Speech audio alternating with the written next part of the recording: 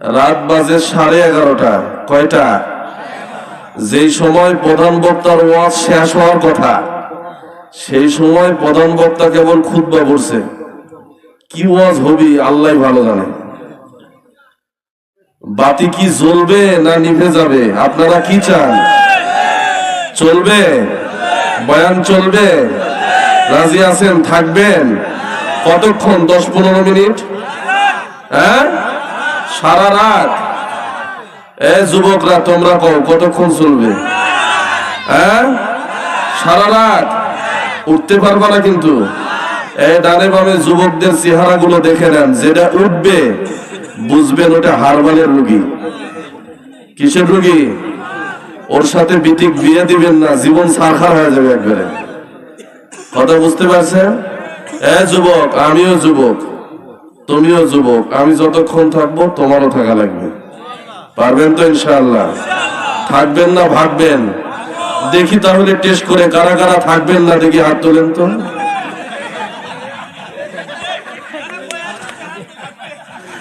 মানে শুরু থেকে উল্টা বোঝা শুরু, এখনো বুঝের উপরেই আছে। কারা কারা থাকবেন না বলছি হাত উঠাইছে। আল্লাহ, থাকবেন?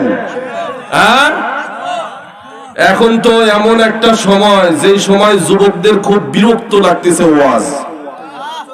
কারণ ল্যাপের নিচে মোবাইলে পীড়িত করতে যে কি মজা, এটা একমাত্র যুবকরা ছাড়া কেউ বলতে পারে না। এ কথা কোন ঠিক না ঠিক?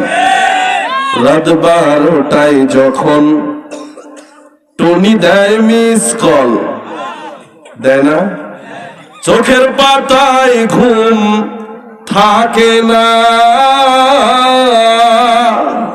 থাকে সারা রাত জাগিয়া ফোনে কথা বলিয়া, সারা রাত জাগিয়া ফোনে কথা বলিয়া, ফজরে ঘুম যে সোনার ভাঙে না।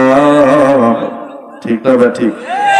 মোবাইল আসিল কি দোলা লাগিল, পড়ালেখায় মন বসে না। ঠিক ঠিক। এ ওয়াজ হবি আজকে, হবে না? বাহিরে যারা আছেন দৌড়ায় আসেন, পরে জায়গা পাবেন না কিন্তু। কি খন? ওই জায়গা কাউন্টারের টিকিট দিয়ে দেবো, ওয়াজ শুনতে গেলে টাকা দিয়ে ঢোকা লাগবে। কি খন? এমন ওয়াজ হবি না আজকে? আমি যদি থাকি আপনারা থাকবেন না? হ্যাঁ, নাকি উঠে চলে যাবেন? হ্যাঁ, আল্লাহ সকলকে তৌফিক দান করুক, বলেন আমিন।